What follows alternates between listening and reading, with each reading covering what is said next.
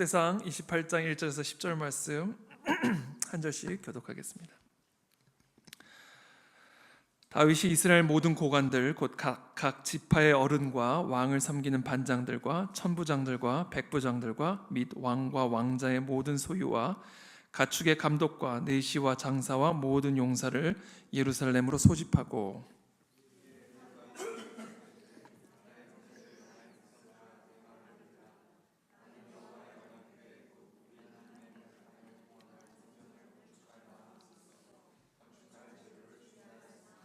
하나님이 내게 이르시되 너는 전쟁을 많이 한 사람이라 피를 많이 흘렀으니 내 이름을 위하여 성전을 건축하지 못하리라 하셨느니라.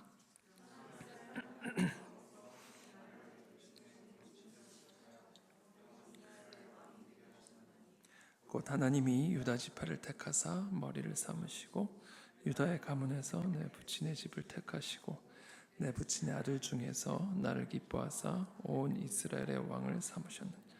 여호와께서 내게 여러 아들을 주시고 그 모든 아들 중에서 내 아들 솔로몬을 택하사 여호와의 나라 왕 위에 앉혀 이스라엘을 다스리게 하려 하실세.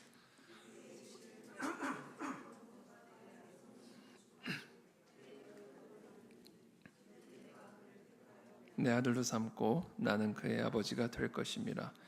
그가 만일 나의 계명과 법도를 힘써 준행하기를 오늘과 같이 하면 내가 그의 나라를 영원히 견고하게 하리라 하셨느니라.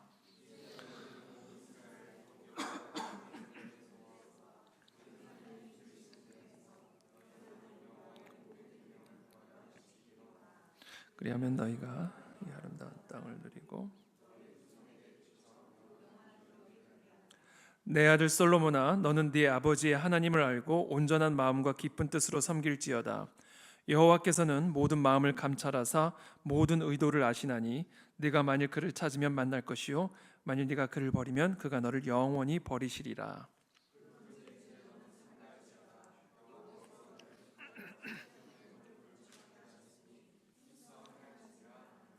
아멘.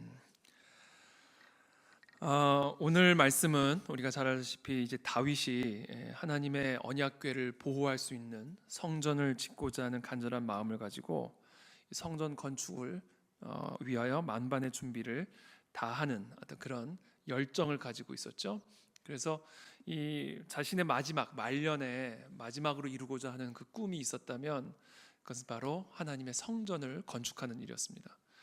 그러니까 다윗은 참 어마어마한 일을 많이 했죠. 참 대단한 일을 많이 했죠. 정말 양떼를 몰던 목자가 하나님의 기름을 부음을 받아 이스라엘의 왕으로 기름 부음 받은 후에 어마어마한 일들을 많이 했습니다. 먼저 예루살렘을 건축을 했죠. 예루살렘을 건축을 하고 언약궤를 다시 데려오고 그리고 그 자신의 왕궁을 짓고, 그러니까 사실은 이 이스라엘 왕국의 아주 중요한 영적 또 정치적 토대를 완전히 완성한 그런 이스라엘 아주 위대한 왕이죠. 그러니까 이 다윗이 이 성전만 지었으면 이제 완성입니다. 성전만 지으면 쉽게 말해서 그랜드 슬램이 되는 거죠.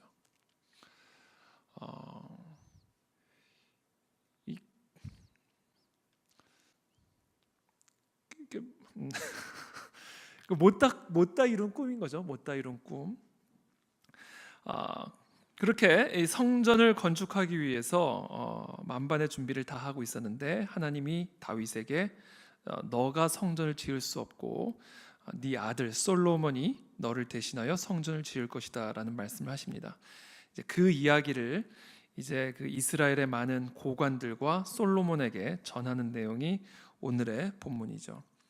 1절의 말씀, 다윗이 이스라엘 모든 고관들 곧 각 지파의 어른과 왕을 섬기는 반장들과 천부장들과 백부장들과 및 왕과 왕자의 모든 소유와 가축의 감독과 내시와 장사와 모든 용사를 예루살렘으로 소집하고 이에 다윗 왕이 일어서서 이르되 나의 형제들 나의 백성들아 내 말을 들으라. 나는 여호와의 언약궤 곧 우리 하나님의 발판을 봉인할 성전을 건축할 마음이 있어서 건축할 재료를 준비하였으나 하나님이 내게 이르시되 너는 전쟁을 많이 한 사람이라 피를 많이 흘렸으니 내 이름을 위하여 성전을 건축하지 못하리라 하셨느니라. 저는 오늘 이 본문에서 이 말씀을 묵상하면서 두 구절에 동그라미를 쳤는데 2절 마지막에 준비하였으나, 하나님의 발판을 봉인할 성전을 건축할 마음이 있어서 건축할 재료를 준비하였으나 3절의 마지막 건축하지 못하리라 하셨느니라. 다윗은 성전을 짓고 싶어 했죠. 하나님의 집을 짓는 일에 자신의 남은 여생을 바치겠다는 게 다윗의 아주 오랜 소망이었습니다. 그래서 설계 도면을 만들고 건축 재료들을 다 모았죠. 역대상 22장에 보면 이렇게 기록이 되어 있어요. 문짝 못과 거멀 못에 쓸 철을 한없이 준비하고, 또 힘이 많아서 중수를 셀 수 없는 노술 준비하고, 또 백향목을 무수히 준비했다. 어마어마하게 많은, 부족함이 없는 건축 재료를 다 준비를 했어요. 이렇게 건축할 재료를 준비하였으나 건축하지 못하리라. 여러분 혹시 이런 경험 하신 적 있습니까? 오늘 이 2절과 3절 마지막 말씀처럼 건축할 재료를 준비하였으나, 하나님의 성전을 위하여, 하나님의 뜻을 위하여, 하나님의 이름과 하나님의 영광을 위하여 건축할 재료를 준비하였으나 건축하지 못하리라 하셨느니라. 뜻을 품었고 그리고 그 뜻을 이룰 준비를 다 했지만 그렇게 하지는 못했다. 다윗처럼 선한 뜻을 세웠지만 하나님께서 그 뜻을 막으시는 경험들 혹시 여러분들 하신 적이 있으십니까? 나는 정말 하나님을 위하여 마음이 있어서 열심히 준비하였으나 하나님이 그것을 다 막으셨다. 오늘 이것이 다윗의 상황입니다. 자기를 위해서 하겠다는 것도 아니고 하나님을 위하여, 하나님의 성전을 위하여, 하나님의 나라를 위하여 마음이 있어서 그 건축할 재료를 다 준비했지만 하나님이 그것을 건축하지 못하게 하신 거예요. 그러니까 오늘 이 다윗의 상태를 한마디로 요약을 하면 나는 준비하였으나 하나님은 막으셨다라는 겁니다. 나는 준비했지만 하나님은 막으셨다. 내 마음은 원이고 소원이었지만 하나님이 그것을 거부하셨다라는 겁니다. 모세 같은 경우도 그렇죠. 모세 같은 경우도 애굽에서 바로의 압제에 있던 이스라엘 백성들을 끄집어내어서 출애굽시키죠. 그리고 나서는 40년 동안 이스라엘 백성들과 광야에서 계속해서 헤매다가 약속의 땅을 눈앞에 두고 하나님이 데려가셨어요. 성경에 보면 모세가 시름시름 앓다가 죽었다라고 기록되어 있지 않습니다. 기력이 쇠하지 않았고 눈도, 시력도 쇠하지 않았다, 이렇게 기록이 되어 있습니다. 아주 펄펄, 아주 여전히 기력이 왕성한 이 모세를 40년이라는 시간 동안 광야에서 계속 이스라엘 백성들과 씨름하게 하시더니 약속의 땅을 바로 코앞에 두고 모세를 데려가셨어요. 들어갈 수 있었지만 들어갈 수 없었어요. 모세 얼마나 들어가고 싶었겠습니까? 들어가고 싶었지만 하나님은 들어가지 못하게 하셨어요. 모세의 입장에서 보면 참 섭섭한 일이죠. 이 다윗의 입장에서 보면 참 섭섭한 일이에요. 이렇게 간절하게 소원하고 있는데 건축할 재료가 다 준비되어서 건축할 준비가 완벽하게 다 끝났음에도 불구하고 하나님은 다윗의 건축하고자 하는 그 의도를 꺾으십니다. 재료를 다 준비했지만 건축하지 못하리라. 다윗은 매우 섭섭했을 것이고 낙심이 되었을 겁니다. 혹시 저와 여러분들 가운데 정말 우리가 어떤 선한 일을 위해서 정말 열심히 준비했지만 그것을 하나님이 막으셨던 그런 경험들이 있습니까? 되게 섭섭하거든요. 그럴 때 그런 낙심, 그런 섭섭함, 그런 절망 가운데 있을 때 이 다윗이 어떤 태도를 취하냐면 그것이 우리에게 아주 중요한 가르침을 줍니다. 4절부터 그 내용이 나옵니다. 그러나 건축할 마음이 있어서 건축할 재료를 준비하였으나 건축하지 못하리라 하셨느니라. 그러나 나는 매우 섭섭했지만, 그렇죠?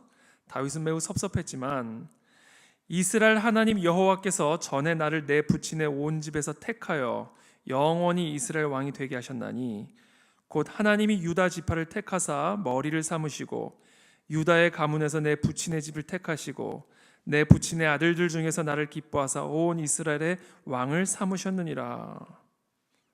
지금 다윗이 뭘 하고 있냐면요, 지금 정말 내가 하고 싶은 미래의 계획들이 있지만 그것을 하나님이 완벽하게 좌절시키고 그것을 허락하지 않으셨을 때 이 섭섭한 마음이 있었지만 다윗은 곧바로 그 눈을 어디에 돌리냐면 과거에 하나님이 자신에게 행하셨던 일들을 기억하는 일로 돌아갑니다. 정말 내가 하나님을 위하여 성전을 건축하고 싶지만 하나님께서 과거에 정말 그냥 한낱 목동에 불과했던 나를 택하셔서 이스라엘의 왕이 되게 하시고 내게 기름을 부으신 이 놀라운 사건을 고백을 하죠. 다윗은 자기가 정말 마지막으로 이루고자 하는 그 꿈에 초점을 맞추는 대신에 이미 자신에게 주어진 그 축복들을 계수하고 세워보고 있는 그런 모습을 우리에게 보여주고 있습니다. 여기서 우리는 낙심을 이기는 비결, 나의 뜻이 꺾이고 나의 소망이 꺾이고 정말 우리가 하나님을 위해서 열심히 준비했지만 하나님이 그것을 거부하시거나 허용치 않으셨을 때 경험하게 되는 절망을 이길 수 있는 비결을 오늘 우리는 이 다윗을 통해서 배우게 됩니다. 그것은 한마디로 이야기하면 이거예요. 자신에게 없는 것을 보지 말고 자신에게 이미 주어진 것을 바라보는 삶의 자세입니다.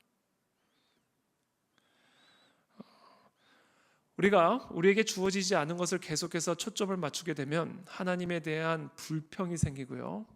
하나님에 대한 불평이 생기면 하나님에 대한 거역으로 나아가게 됩니다. 이게 마귀가 하는 일이죠. 만약에 다윗이 끝까지 자기가 이루고자 하는 이 마지막 꿈, 이 성전 건축에 계속해서 미련을 두고 이것을 건축하는 것을 허락하지 않으시는 그 하나님에게만 계속 초점을 맞춘다면 하나님에 대한 불평과 불만이 있었을 것이고, 그리고 그 불평과 불만은 이 다윗으로 하여금 하나님의 뜻에 거역하고자 하는 마음을 불어넣었을 거예요. 그게 마귀가 하는 짓이다라는 겁니다. 아담과 하와가 에덴 동산에서 지음을 받았을 때 하나님께서는 아담과 하와에게 이 에덴 동산에 있는 모든 것들을 다 너희들이 먹어도 된다고 말씀하셨어요. 그때 마귀는 아담과 하와에게 나타나서 너희들에게 허락된 이 모든 과실들에게 초점을 맞추게 하는 것이 아니라 그 수많은 먹을 수 있는 과실 가운데 단 하나 먹을 수 없는 것에 초점을 맞추게 만듭니다. 그리고는 하나님의 성품을 왜곡시키죠. 정말 맛있는 것, 정말 먹고 싶은 것을 못 먹게 하는 그런 하나님인 것처럼 하나님의 성품을 왜곡시켜서 결국 아담과 하와로 하여금 하나님의 뜻에 거역하고 불순종하게 함으로 그들의 인생을 파괴하는, 이것이 바로 마귀의 역사입니다. 에덴 동산에 먹을 수 있는 것들이 아닌 먹을 수 없는 것에 집중케 만들어서 하나님에 대한 불평을 자극하고, 그래서 하나님을 거역하게 만들고, 그래서 하나님을 떠나게 만드는 것이죠. 그래서 혹시 우리 가운데 지금 하나님에 대해서 섭섭한 마음이 있으신 분들이 있다면 이것은 아주 좋지 않은 사인입니다. 하나님에 대한 섭섭한 마음, 하나님께 감사드리는 마음이 아닌 하나님께 섭섭한 마음, 항상 마음 한켠에 이루지 못한 꿈, 좌절되고 꺾인 나의 꿈, 소망, 나에게 주어지지 않은 축복, 그것을 가지고 계속해서 살아가면 우리 마음 한켠에는 언제나 하나님에 대한 섭섭함이 있습니다. 마귀는 언제든 이 하나님에 대한 이 섭섭함을 필요에 따라 사용합니다. 그래서 우리를 하나님에 대한 온전한 순종이 아닌 거역으로, 불순종으로 나아가게 만든다라는 것이죠. 그래서 오늘 저는 이 시간 우리가 이 밤에 점검하고자 하는 것은, 혹시 내가 하나님에 대해 섭섭한 부분이 있나? 그걸 점검하게 되기를 바랍니다. 하나님은 우리를 섭섭하게 하시는 분이 아니죠. 하나님에 대한 섭섭함이 있다라는 이야기는 하나님이 내게 허락하지 않은 것에 내가 초점을 맞추고 있다라는 것을 의미하는 것이고, 하나님이 나에게 허락하지 않은 것에 초점을 맞춘다면 우리는 필연적으로 하나님에 대한 불평, 더 나아가 하나님에 대한 불순종과 거역으로 나가습니다. 삐딱해지는 거죠, 하나님 앞에. 사람이 섭섭하면 삐딱해지거든요. 섭섭하면. 우리가 하나님에 대한 섭섭한 마음을 갖게 되면 하나님 앞에 삐딱하게 돼요. 이게 우리의 영성, 우리의 신앙생활을 병들게 만드는 겁니다. 그래서 성장이 이루어지지 않아요. 성장이 이루어지지 않는 겁니다.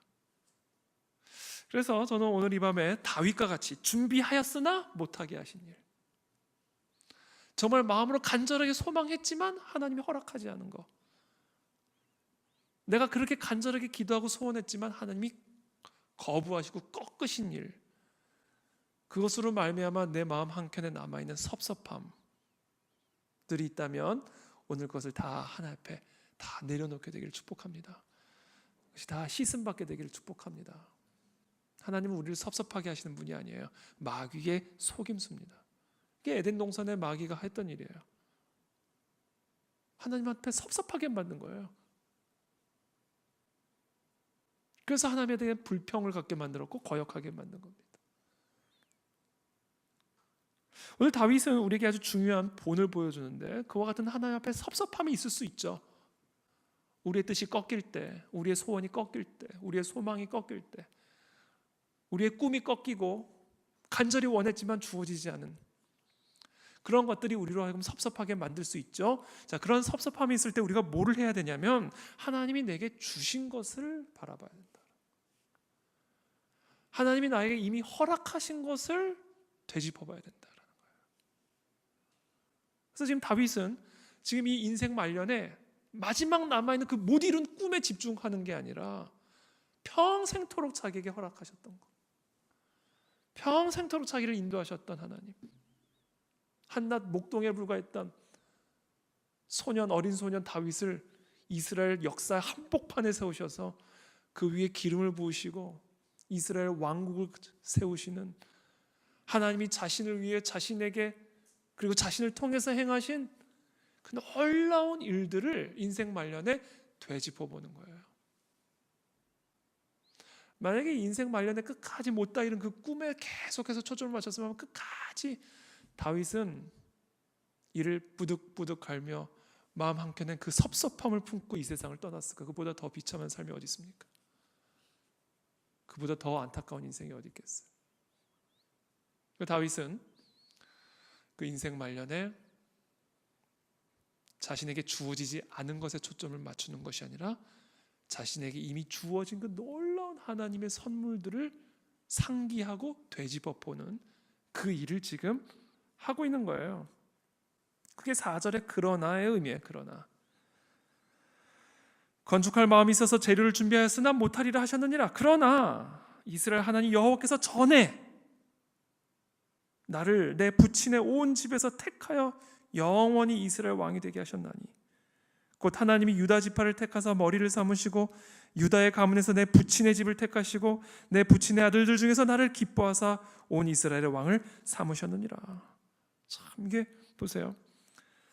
참 이렇게 하나님이 나에게 꺾으셨지만, 나의 뜻을, 소망을, 마지막 남은 그 소망을 꺾으셨지만, 그러나 여호와께서 전에 내게 행하신 일들을 기억해 보니 그 일은 어떤 일이었는가? 하나님이 유다 지파를 택하셨어요. 그 많은 12지파 가운데 유다 지파를 택하셨어요.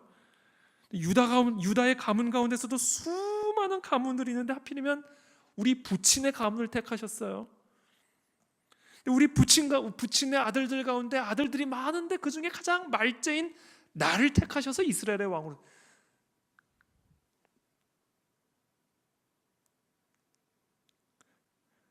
그러니까 하나님이 나를 택하사, 택하사, 택하시고 삼으셨느니라. 나를 하나님의 자녀로 택하시고 기름 부으시고 삼으신 이 놀라운 하나님의 축복을 되짚어보며 하나님을 찬양하고 있는 거죠.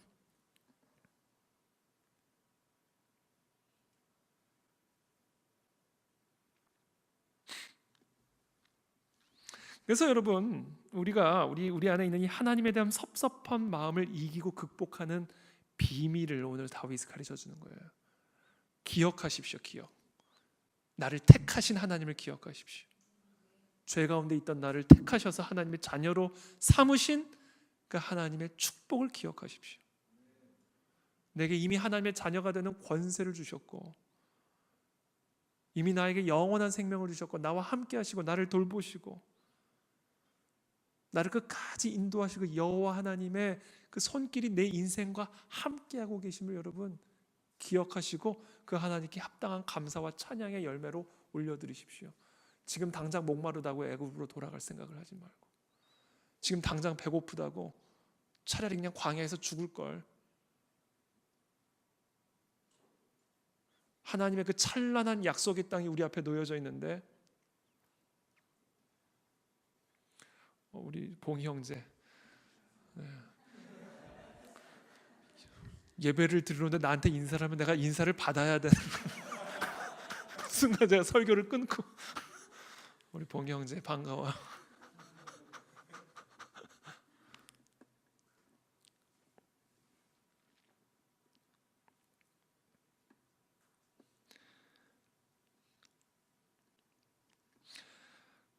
그래서 이 기억하라, 제가 항상 강조하지만, 그래서 우리 신앙에 있어서 가장 중요한 것이 기억하는 겁니다. 하나님이 내게 이미 베푸신 이 놀라운 축복들을 기억하는 거죠.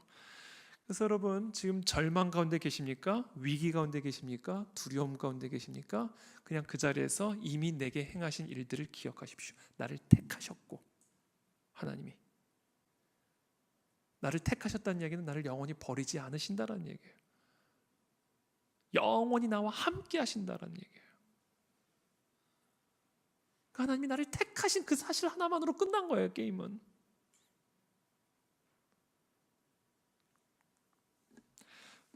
그래서 여러분, 그래서 우리 안에 이런 두려움, 그 섭섭함, 이런 절망, 낙심, 이것이 있을 때마다 우리는 하나님이 우리 가운데 행하신, 이미 베푸신 그 축복들을 살펴봐야 됩니다. 이게 시편 77편의 고백이에요. 시편 77편 제가 한번 읽어드릴게요. 나의 환난 날에, 2절입니다. 77편 2절. 나의 환난 날에 내가 주를 찾았으며 밤에는 내 손을 들고 거두지 아니하였나니 내 영혼이 위로받기를 거절하였도다. 너무 슬프면요, 위로받기를 거절하고 싶죠. 그만큼 지금 이 시편의 기자는, 77편의 기자는 극심한 환난 가운데 있는 거예요. 3절에 내가 하나님을 기억하고 불안하여 근심하니 내 심령이 상하도다. 주께서 내가 눈을 붙이지 못하게 하시니 내가 괴로워 말할 수 없나이다. 6절에 밤에 부른 노래를 내가 기억하여 내 심령으로 내가 내 마음으로 간구하기를 주께서 영원히 버리실까? 다시는 은혜를 베풀지 아니하실까? 그의 인자하심은 영원히 끝났는가? 그의 약속하심도 영구히 폐하였는가? 하나님이 그가 베푸실 은혜를 잊으셨는가? 노하심으로 그가 베푸실 긍휼을 그치셨는가 하였나이다. 여러분, 혹시 이런 상황 가운데 계십니까? 이게 지금 시편 기자의 상황이에요. 10절에 또 내가 말하기를 이는 나의 잘못이라.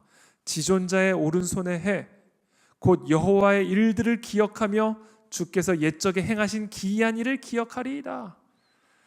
그렇게 그치셨는가? 멈추셨는가? 영구히 패했는가? 이건 내 잘못이다. 이건 잘못된 생각이다. 곧 11절에 여호와의 일들을 기억하며 주께서 옛적에 행하신 기이한 일을 기억하리이다. 또 주의 모든 일을 작은 소리로 읊조리며 주의 행사를 낮은 소리로 되뇌리이다. 이게 지금 이 시편의 기자가 하는 일이고, 다윗이 우리에게 보여주고 있는 본이에요. 다윗이 과거에 골리앗을 만났을 때 사무엘상에 보면 다 모든 이스라엘 백성들이 두려워가지고 두려움에 떨고 있을 때 다윗이 사울에게 나아가서 내가 저 블레셋 저 사람과 내가 싸우리다 그랬을 때 사울이 다윗에게 뭐라고 이야기를 하냐면, 네가 가서 저 블레셋 사람과 싸울 수 없으리니 너는 소년이요 그는 어려서부터 용사임이니라 못 싸운다. 그때 다윗이 사울에게 뭐라고 말을 하냐면, 과거에 주의 종에게 행하셨던 일들을 사울에게 얘기를 합니다. 주의 종이 아버지의 양을 지킬 때에 사자나 곰이 와서 양떼에서 새끼를 물어가면 내가 따라가서 그것을 치고 그 입에서 새끼를 건져내었고 그것이 일어나 나를 해하고자 하면 내가 그 수염을 잡고 그것을 쳐 죽였나이다. 또 다윗이 이르되 여호와께서 나를 사자의 발톱과 곰의 발톱에서 건져내셨은즉, 과거에 여호와께서 나를 이렇게 사자의 발톱과 곰의 발톱에서 건져내셨은즉 나를 이 블레셋 사람의 손에서도 건져내시리이다. 그러니까 이 위기 앞이죠. 위기 앞에서 정말 넘을 수 없는 이 블레셋 골리앗 앞에서 다윗은 무엇을 투영해서 지금 골리앗을 보고 있냐면, 과거에 다윗이 아버지의 양떼를 지켰을 때 곰의 발톱과 사자의 발톱에 잡혀갔을 때 여호와께서 어떻게 건져내셨는지를, 과거에 여호와께서 자기에게 행하셨던 그 일을 투영해서 골리앗을 보는 거잖아요.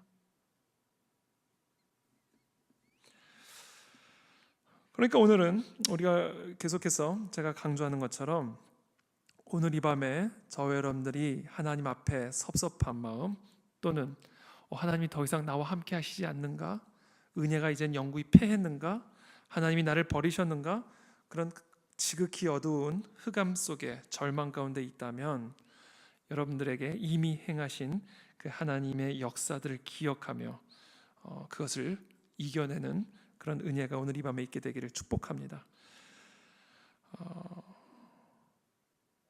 그래서 자신에게 허락되지 않은 것에 집중하지 말고 자신에게 이미 하나님께서 자신에게 이미 허락하신 것에 집중하자. 근데 여기서 끝나지 않아요. 그때 하나님의 새로운 길이 보이기 시작합니다.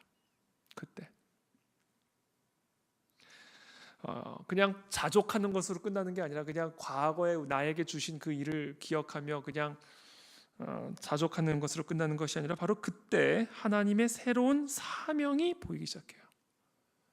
말년에 다윗의 삶을 향해 갖고 계신 그 하나님의 마지막 사명이 깨우쳐지기 시작하는 겁니다. 그건 뭐예요? 솔로몬에게 아름다운 영적 유산을 물려주는 일입니다.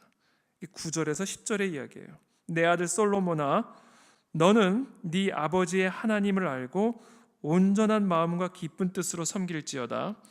여호와께서는 모든 마음을 감찰하사 모든 의도를 아시나니 네가 만일 그를 찾으면 만날 것이요 만일 네가 그를 버리면 그가 너를 영원히 버리시리라. 그런즉 이제 너는 삼갈지어다. 여호와께서 너를 택하여 성전의 건물을 건축하게 하셨으니 힘써 행할지니라 하니라. 솔로몬을 세우는 것이 자신의 사명임을 깨달은 거예요. 그래서 자신의 평생을 통해 경험한 하나님, 자신이 평생을 통해 경험한 영적인 진리와 교훈을 마지막으로 유산처럼 솔로몬에게 전달하여 하나님의 뜻이 끝까지 온전히 이루어질 수 있도록 브릿지 역할을 하는 것에서 자신의 인생의 말년을 마무리 짓습니다. 여기서 우리가 한 가지 발견할 수 있는 것은요, 우리 모두는요 각자 하나님께서 맡기신 사명을 감당하기만 하면 된다라는 거죠. 다 자기의 몫이 있습니다. 그래서 그 몫을 최선을 다해서 감당하기만 하면 되는 거예요. 그래서 고린도전서 3장 6절에서 8절, 나는 심었고 아볼로는 물을 주었으되 오직 하나님께서 자라나게 하셨나니 그런즉 심는 이나 물 주는 이는 아무것도 아니로되 오직 자라게 하시는 이는 하나님뿐이니라. 심는 이와 물 주는 이는 한 가지이나 각각 자기가 일한 대로 자기의 상을 받으리라는 사실을 다윗이 깨달은 거예요.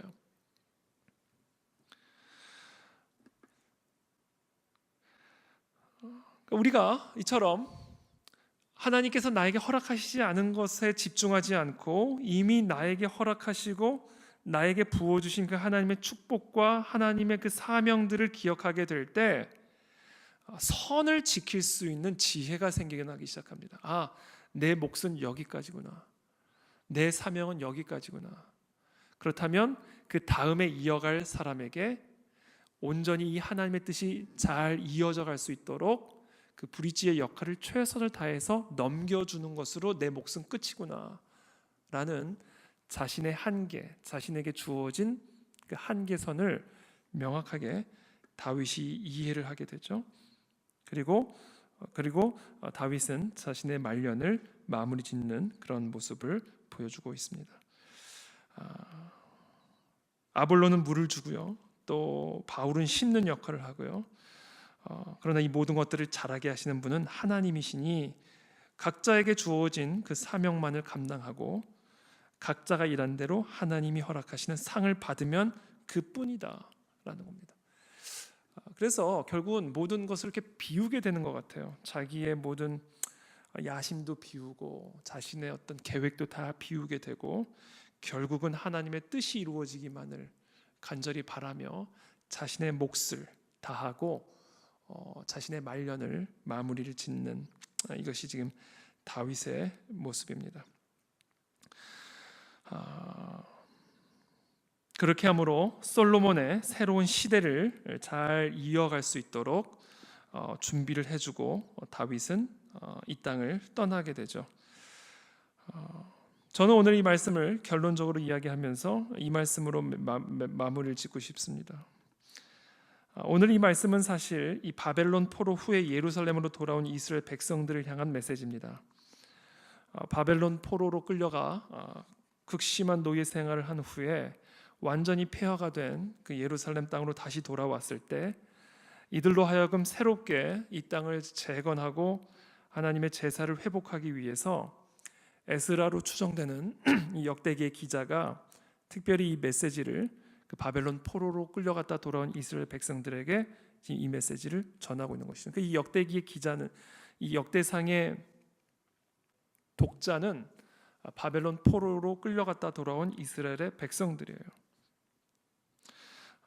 새로운 시대를 여는 새로운 믿음의 세대가 바로 이 바벨론 포로에서 돌아온 이스라엘 백성들에게 주어진 몫이다라는 메시지를 이 본문이 주고 있는 것이죠.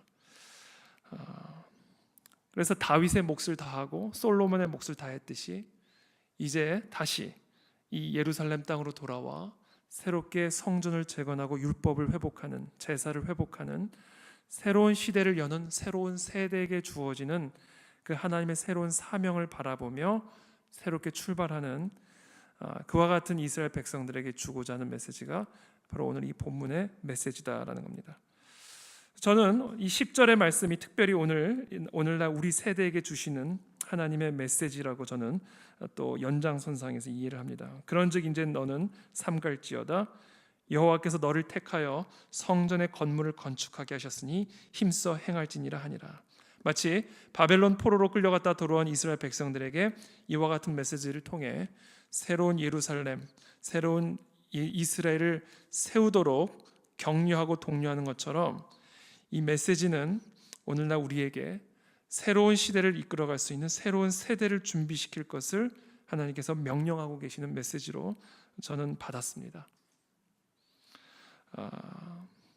마치 다윗을 통해서 행하신 그 하나님의 사명을 솔로몬에게 물려주고 그리고 계속해서 세대와 세대를 통해 하나님의 뜻이 이 땅 가운데 이 열방 가운데 이루어지도록 하나님의 일들을 행해 오신 것처럼 이제는 저와 여러분들에게 하나님께서 이 성전의 회복의 사명을 물려주셨고 우리가 그 사명을 온전히 감당해야 할 때다라는 것이죠. 특별히 제가 항상 강조하는 것처럼 이 시대에 우리에게 주어진 사명은 통일 한국이라고 하는 민족적인 사명을 우리 모두가 받았습니다. 저 북한에 회파된 저 성벽과 성전이 회복이 되어서 하나님의 나라가 땅끝까지 이루어지는 예수님이 다시 오시는 그 길을 예비하는 그 브릿지의 역할을 오늘날 이 세대가 저와 여러분들의 세대가 감당해야 된다는 것이죠. 그리고 그 사명 속에서 그 안에 진리교회가 세워졌다라는 것입니다. 그래서 오늘 이 밤에 우리가 함께 기도할 때 전 크게 두 가지를 위해서 기도했으면 좋겠습니다.